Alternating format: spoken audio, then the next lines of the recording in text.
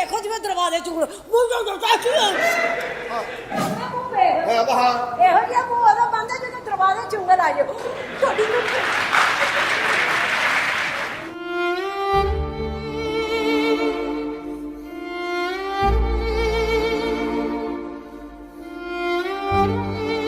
अगर मैं हिम्मत हार जाती तो पता नहीं मेरे साथ क्या होता या मैं मर गई होती।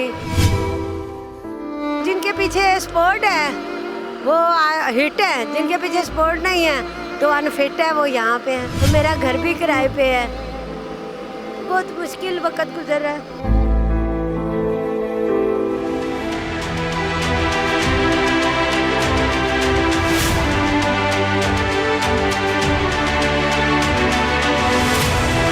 अस्सलाम वालेकुम, मैं हूँ सादिया अनवर और मैं इस वक्त मौजूद हूँ गढ़ी शाहू मोहम्मद नगर में, जहाँ पर एक खातून आप देख रहे होंगे कि बारबेक्यू का अरेंजमेंट कर रही हैं, सड़क पर मौजूद हैं। और हमारी सोसाइटी शायद इसे एक बैरियर करार देती है, लेकिन बहुत सारे ऐसे टैबूज़ हैं जिन्हें ख़वातीन ब्रेक कर रही हैं। और क्यों कर रही हैं? एक खातून का सड़क पर आकर काम करना यकीनन खुशाइन तो नहीं होगा, मजबूरी के तहत होगा। कहते हैं ना कि गरीबी का कोई ईमान नहीं होता।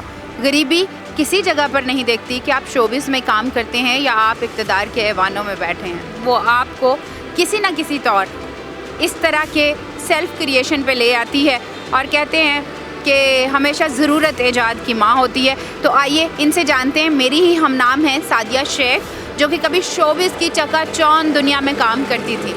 चकाचौंध दुनिया तो अब भी है, लाहौर कहते हैं लौर लौरे इधर जगते ना कोई तोड़े, लेकिन वो चकाचौंध और ये चकाचौंध क्या फ़र्क एक दूसरे में समेटे हुए हैं। आइए जानते हैं सादिया शेख से। अस्सलाम वालेकुम सादिया, कैसी हैं आप? जी अल्लाह का शुक्र। वालेकुम अस्सलाम, आप कैसी हैं?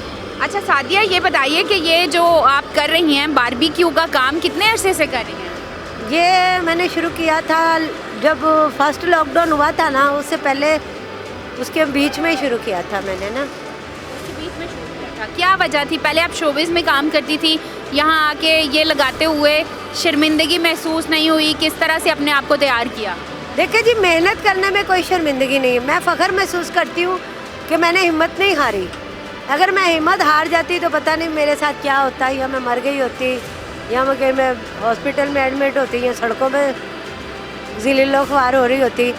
लेकिन अल्लाह ने मुझे अक्ल दी, मैंने ये काम शुरू कर दिया। थिएटर के हालात बहुत ख़राब जा रहे हैं, कुछ आपको पता है लॉकडाउन भी है और कोई सपोर्ट किसी तरफ से नहीं है। तो किसी sorry to cut you Sadia, जब आप थिएटर में काम कर रही होती हैं तो ख़वातीन के हवाले से एक कॉमन कॉन्सेप्ट है कि बहुत सारे मर्द उन पे मरते हैं, बहुत सारे लोग होते हैं जो उनके फैंस होते हैं। ये बात किस हद तक सही है? किसी ने सपोर्ट नहीं किया? किसी हद तक ठीक भी है और किसी हद पर नहीं भी ठीक ही, अपने पे डिपेंड करता है ना।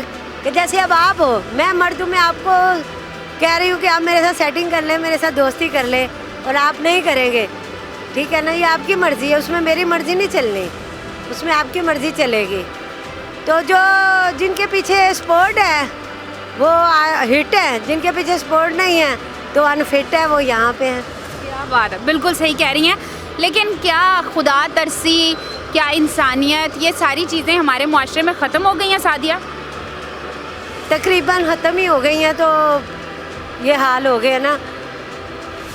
आप जिस फैक्टर की तरफ इशारा कर रही हैं कि जिनके पीछे सपोर्ट है और गिव एंड टेक वाला हिसाब किताब है, तो क्या कुछ ऐसे लोग अल्लाह वाले नहीं हैं जो वैसे ही किसी की खिदमत कर देते हैं? मैंने तो सुना है हर ऑर्गेनाइजेशन, हर अमीर आदमी चैरिटी का एक मखसूस कोटा रखता है कि वो किसी न किसी को चैरिटी देने का पाबंद है। तो क्या लम्हा फिक्रिया नहीं है? हमारी कौम में इंसानियत मर गई है? देखिए जी, मेरे मीडिया में से भी कोई नहीं आया कि जिसने मेरी सपोर्ट की हो, वरना मीडिया वालों के ये रमज़ान में इतने प्रोग्राम चलते हैं, इतने लोगों को ये सारा दिखावा ही है जी, हमने इतने लोगों को ये दे दिया, इतने को वो दे दिया।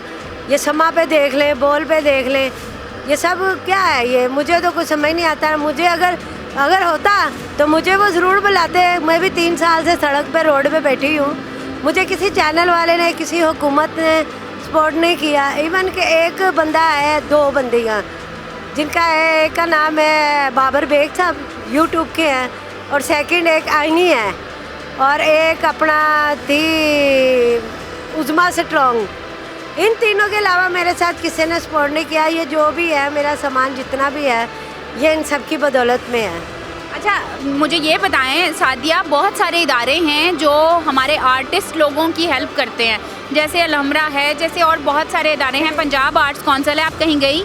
मैंने सबको एप्लीकेशनें दी, मैंने इवन के मैंने इमरान खान साहब को भी एप्लीकेशन दी 12,000 वाली, जो कि मीरा ने भी दी थी एप्लीकेशन के मुझे भी सपोर्ट की ज़रूरत है।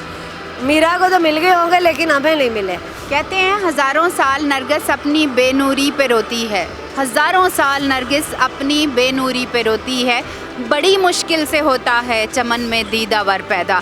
तो मुआशरे के इस तरह के करैक्टर्स मेरे ख्याल में तभी सामने आते हैं। हम मज़ा लेके देखते तो ज़रूर हैं, हम इंजॉय ज़रूर करते हैं, लेकिन आगे कोई बारिश का पहला कतरा कब बनता है, ये सादिया शेख एक बहुत बड़ा सवाल है। सादिया, ये चाय बना रही हैं आप और बहुत सारे मर्द आपको सरे बाज़ार इस तरह से बैठना, और जैसा हम शोबिज़ में कहते हैं कि वहाँ पे बहुत छेड़छाड़ होती है, हूटिंग होती है, क्या बाज़ार भी वैसा ही एक स्टेज और थिएटर नहीं है? नहीं जी, इधर के लोग थिएटर से मतलब हटके हैं, यही लोग थिएटर वाले हैं, यही लोग दूसरे हैं। लेकिन यहाँ पे मुझे काम करने में ये फ़ख्र महसूस होता है कि कोई मुझे बाजी कह रहा है, कोई बहन कह रहा है, कोई पप्पो कह रहा है, तो मैं ज़्यादातर सबकी पप्पो बन गई हुई हूँ यहाँ पे। सादिया, एक बात बताएं, आप मैरिड हैं? नहीं जी। मैरिड नहीं है तो फिर ये सोसाइटी तो अनमैरिड ख़वातीन को वैसे ही कबूल नहीं करती है, क्या सोचा है आप? नहीं, अल्लाह का शुक्र है, मेरे सब इज़्ज़त करते हैं और सब मेरे इज़्ज़त एहतराम से करते हैं। अब ये जब मेरे पास दुकान उधर ख़त्म हो गई, इन्होंने सब ने मेरे साथ ना सपोर्ट किया। उन्होंने कहा बाजी आप परेशान ना हो तो आप इधर लगा लें जब तक आपका कोई अरेंज नहीं होता। तो मैं शुक्रगुजार हूँ इन लोगों की कि मुझे बड़ी इज़्ज़त करते हैं, मुझे बाजी बहन कहते हैं। अच्छा, ये बताएं सादिया कि एक दिन में क्या अर्न कर लेती हैं, क्या कमाई हो जाती है? अभी फ़िलहाल यहाँ पे नया काम है, आपको पता है, नया काम शुरू करें तो फिर। अच्छा सादिया, ये बताएं कि जहाँ लॉकडाउन होने जा रहा है आगे, तो उससे बड़ा फ़र्क पड़ता है इस सारी आपकी एक्टिविटीज़ पे, क्या इंतज़ामिया की जानिब से कोई आपको रोक टोक है कि ना लगाएं, वो इस तरह के प्रॉब्लम्स? नहीं, ऐसी बात कोई नहीं है। मैं अपनी पुलिस वालों को सलूट करती हूँ, जितने भी मुहाफिज हैं हमारे, उन्होंने मुझे तंग नहीं किया। पिछले लॉकडाउन में भी उन्होंने मुझे तंग नहीं किया, उन्होंने मेरे साथ सपोर्ट की। उन्होंने कहा बाजी आप अपने घर के लिए कर रही हैं, कोई मसला नहीं, आप लगाएं। और कोई एनजीओ वाले भी नहीं आए आपके पास? इतनी एनजीओज़ हैं, वुमेन एम्पावरमेंट पे काम करती हैं, कहाँ से हो गई सारी?